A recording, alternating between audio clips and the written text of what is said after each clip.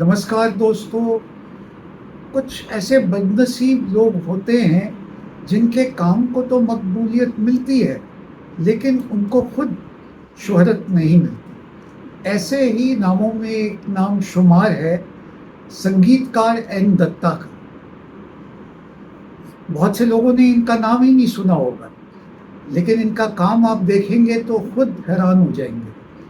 खैर, B are Chopra productions के लिए, जिसमें बी आर चोपड़ा प्रोड्यूसर होते थे और यश चोपड़ा डायरेक्टर होते थे, उन्होंने 3 फिल्में की हैं। तो आइए पहले हम उन्हीं फिल्मों की बातें करते हैं। ये तीनों में से पहली फिल्म थी साधना, जो 1958 में आई। इसका एक सबसे पहले भजन से कार्यक्रम शुरू करते हैं, गीता दत्त की आवाज में। थोड़ा मनवा क्यों घबराए रे, लाख दिन दुखिया रे प्राणी, जग में मुक्ति पाए हे राम जी के द्वार पे। उसके बाद दूसरा गाना हम इसी फिल्म का ले रहे हैं, जिसे आशा भोसले और मोहम्मद रफ़ी ने गाया है।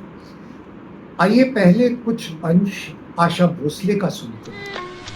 संभल रे दिल तड़पने और तड़पाने से क्या होगा। और अब सुनते हैं मोहम्मद रफ़ी का गाया एक अंश। चले आओ, चले आओ कि अब तेरे के जाने से क्या होगा जो तुम। साधना फिल्म का ही एक और अन्य गीत हम ले रहे हैं, जिसे मंगेशकर ने आवाज़ दी है। और साहिल लुधियानवी ने ऐसे बोल लिखे हैं कि उन्होंने एक मजलूम औरत का दर्द इस गीत में पिरो दिया है। और वो गीत है, औरत ने जन्म दिया मर्दों को, मर्दों ने उसे बाजार दिया। आज लता मंगेशकर, जिन्होंने इस गीत को गाया है, उन्होंने सचमुच में इसमें प्राण फूंक दे दिए हैं।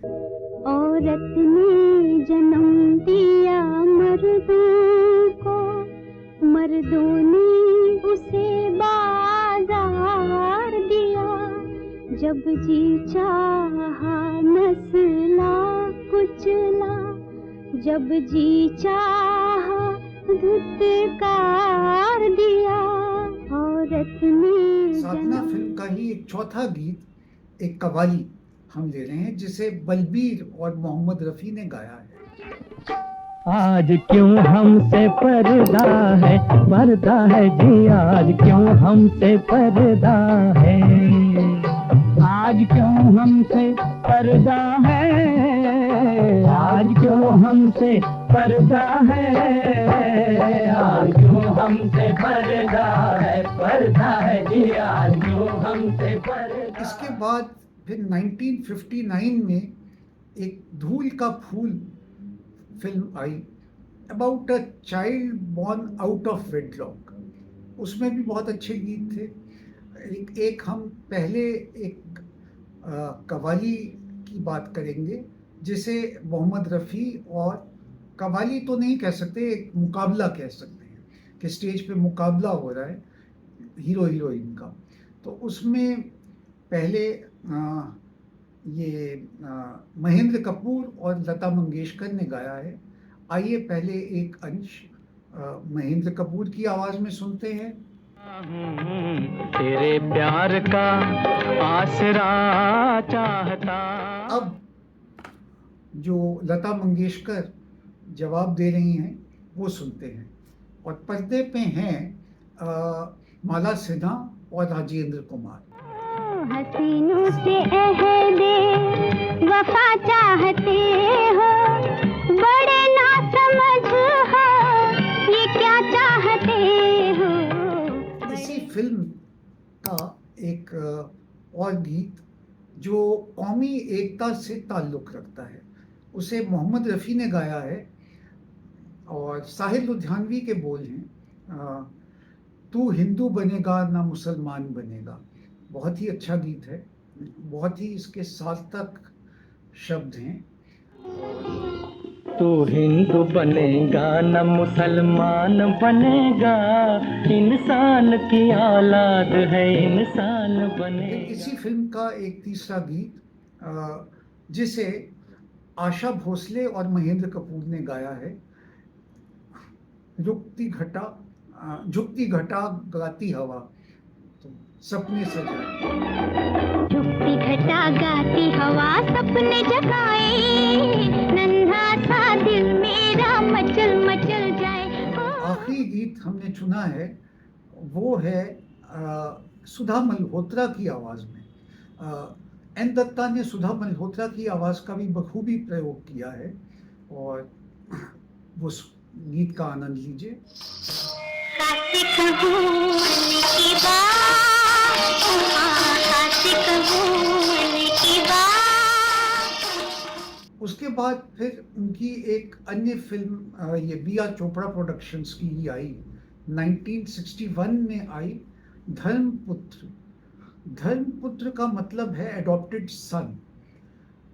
ये शशि कपूर की बतौर हीरो ये पहली फिल्म थी। इससे पहले उन्होंने काम किया हुआ है as a child artist. Raj Kapoor के बचपन का रोल भी किया था उन्होंने आवारा फिल्म में। तो खैर, इसमें जो धर्मपुत्र में पहले तो 2 गीत आप सुनिए, अनमोल रत्न जिनको कहा जा सकता है, आशा भोसले की आवाज। मैं जब भी अकेली होती हूँ, तुम चुपके से आ जाते हो और झांके मेरी आँखों में बीते दिन याद दिलाते हो, बीते दिन याद दिलाते हो। कोख भरी और गोद है खाली, नैना यूं भर आए। उसके बाद 2 अन्य गीत महेंद्र कपूर की आवाज में सुनिए। पहला गीत ये है आज की रात नहीं शिकवा शिकायत के लिए। इसमें रहमान और माला सिन्हा पर्दे पे दिखाई दे रहे हैं। और दूसरा गीत है भूल सकता है भला कौन वो प्यारी आंखें। तो उसमें वो शशि कपूर और इंद्राणी मुखर्जी पर्दे पे नजर आ रहे हैं। आज की रात नहीं शिकवे शिकायत के लिए, आज हर लम्हा हर एक पल है मोहब्बत के लिए। भूल सकता है भला कौन प्यारी आँखें। इसके बाद हम बात करेंगे कि एन दत्ता थे कौन। दरअसल इनका जन्म 1927 यानी 1927 में एक पोर्चुगीज कॉलोनी गोवा में हुआ था। और ये एक मराठी परिवार में जन्मे। खैर, उन्हें फिर आगे अपना, क्योंकि फिल्म लाइन में और क्लासिकल म्यूज़िक सीखने में उन्हें रुचि थी, तो वो बम्बई आ गए। कंपोज़र एन दत्ता का असली नाम था दत्ता नाइक। नाइक इनका सरनेम था। तो शुरुआती दिनों में इन्होंने, जब ये बॉम्बे आए, तो गुलाम हैदर के असिस्टेंट के रूप में काम किया। संगीतकार गुलाम हैदर पार्टीशन के 1-2 साल बाद ही वो पाकिस्तान माइग्रेट कर गए। तो फिर इन्होंने, उसके बाद इनको एक इंडिपेंडेंट ब्रेक मिला एक पंजाबी फिल्म बालों में लेकिन फिर वो दोबारा सचिन देव वर्मन के असिस्टेंट के रूप में काम करते रहे। 1955 में उनको पहली इंडिपेंडेंट फिल्म मिला। उसके बाद फिर 1955 में मेरीन ड्राइव फिल्म में उन्होंने मोहम्मद रफ़ी से एक बहुत अच्छा गीत गवाया, अब वो करें करम के सितम, मैं नशे में हूँ। लीजिए गीत का आनंद लीजिए। अब वो करम करें कैसे तुम, मैं नशे में हूँ, मुझको न कोई होश न गम, मैं नशे में हूँ। फिर 1956 में उन्होंने चंद्रकांता फिल्म के लिए बहुत ही एक अच्छा गीत गवाया मोहम्मद रफ़ी से, मैंने चांद और सितारों की तमन्ना। मैंने चांद और सितारों की तमन्ना की थी, मुझको रात। उसके बाद फिर ये 1958 में लाइट हाउस आई, उसमें आशा भोसले ने बहुत अच्छा गीत गाया, एक तंग आ चुके हैं कश्मकशे जिंदगी से हम। तंग आ चुके हैं कश्मकशे जिंदगी से हम, शुक्र। और फिर उसके बाद फिर 1959 में एक भाई बहन करके फिल्म आई, जिसमें मोहम्मद इकबाल, मशहूर ये पोएट होते थे, शायर एक मोहम्मद इकबाल, तो उन्होंने उनकी एक बहुत अच्छी नज़्म, तो जिसको तराना-ए हिंदी कहा जाता है, उसमें के लिए एक बहुत मतलब उसको तर्ज देके बहुत अच्छी आशा भोसले से गवाया, जो सारे जहां से अच्छा, सारे जहां से अच्छा हिंदुस्तान हमारा। उसके बाद फिर फिल्म आई ब्लैक कैट 1959 में ही, उसमें लता मंगेशकर जी ने बहुत अच्छा एक गीत गाया, मैं तुम्ही से पूछती हूँ मुझे तुमसे प्यार क्यों है। पर्दे पे बलराज साहनी और मीनू मुमताज़, जो कॉमेडियन महमूद की सगी बहन थी, वो दिखाई दे रहे हैं।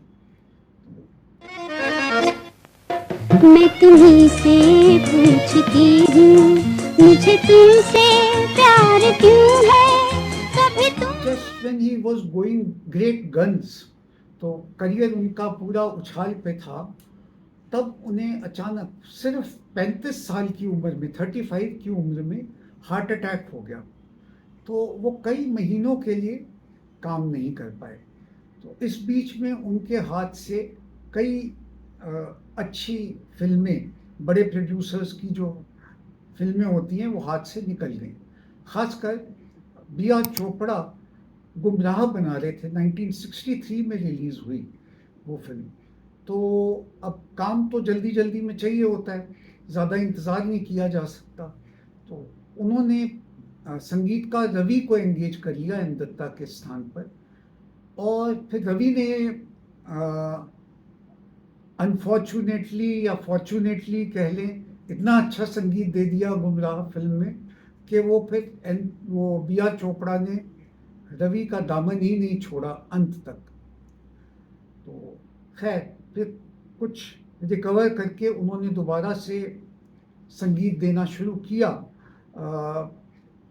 एक 11,000 लड़कियां नाम की, बड़ा एक फैसिनेटिंग सा नाम है 11,000 लड़कियां के, लेकिन इसका एक गीत सुनिए, पर्दे पर भारत भूषण और माला सिन्हा नजर आ रहे हैं, गाना बहुत अच्छा है, दिल की तमन्ना थी मस्ती में, तो आशा भोसले और मोहम्मद रफ़ी का गाया हुआ है, दोनों का एक एक अंश सुनिए। हो दिल की तमन्ना थी मस्ती में, मंजिल से भी दूर निकलते, अपना देखो साथी होता, मुझे बहकते चलते चलते। और उसके बाद फिर 1964 में फिल्म आई चांदी की दीवार, और उसके भी 2 गीत हम सुनेंगे। भरत महमूद का गीत है अशकों ने जो पाया है, वो गीतों ने दिया है, तो वो बहुत अच्छा गीत है, आइए गीत सुनिए। अशकों ने जो पाया है वो गीतों में दिया है, इस पर भी सुना है कि ज़माने को गिला है अश्कों। दूसरा गीत इसी फिल्म का मोहम्मद रफ़ी का गाया हुआ है, और वो भी सुनिए, उसका आनंद लीजिए। और कहीं करार न हो और कहीं खुशी न मिले, हमारे बाद किसी को ये जिंदगी न मिले। कहीं उसके बाद ये उनकी तबीयत बीच बीच में बिगड़ जाती थी, तो बाद में उनको फिर अनफॉर्चुनेटली बी और सी ग्रेड फिल्में मिलनी शुरू हो गई। अब उनमें संगीत अच्छा हो या बुरा हो, जैसे कि बहादुर डाकू या रिटर्न ऑफ जॉनी, ये ऐसी फिल्में किसी ने देखी ही नहीं होती, तो उनके गीत भी मशहूर नहीं हो पाते। तो इस तरह। अच्छा हाँ, एक बात और का मैं जिक्र करना चाहूँगा। जो गीतकारों में आपने देखा होगा, डिस्क्रिप्शन में आपको नज़र आएगा, ये जो कार्यक्रम का ये जो हमने गाने लिए, तो एक छोटा सा राइटअप भी है और गानों के डिटेल्स भी हैं। तो उसमें आप देखेंगे कि अधिकतर जो ये गीत हैं वो साहिर लुधियानवी के लिखे हैं। तो इनकी बहुत अच्छी दोस्ती भी हो गई साहिर लुधियानवी से। एक वर्किंग रिलेशनशिप तो अच्छी थी ही, साथ में दोस्ती भी हुई। और साहिर लुधियानवी ने भी इनका, जब तक 1980 यानी कि 1980 तक वो ज़िंदा रहे, तो उन्होंने हर तरह से एन दत्ता की मदद की, यानी कि लो बजट फिल्मों में भी उनके लिए गीत लिख दिए, क्योंकि जिसमें उनको भी की भी अर्निंग कम हो जाती थी। तो ऐसे दोस्ती निभाई उन्होंने भी। खैर 1981 से लगातार 6 सालों तक, 1987 तक वो काम नहीं कर पाए। उनकी तबीयत इतनी बिगड़ गई कि वो काम नहीं कर पाए। उनकी ज़िंदगी बहुत कठिनाइयों में गुजरी, पैसे भी कम आ रहे थे, तो आर्थिक कठिनाइयाँ काफ़ी रही। तो 1987 में दिसंबर में उनका देहांत हो गया, तो मात्र 60 साल की उम्र में। तो लेकिन फिर भी वो एक छाप छोड़ गए, बहुत अच्छा। हाँ, इस बीच में उनको मराठी फिल्में, जो कि उनकी मातृभाषा थी, उसकी भी फिल्में मिलती रहीं। मैंने भी एक उनकी 1967 में एक फिल्म देखी थी, मधुचंद्र नाम की, जो मराठी फिल्म, जिसमें आशा भोसले और महेंद्र कपूर के गाए गीत थे, बहुत ही प्लेजेंट। तो खैर, बहुत से नामों में एक नाम ये एन दत्ता का, यानी दत्ता नाइक का, ये अमर रहेगा। तो नमस्कार, फिर मिलेंगे अगले वीडियो में।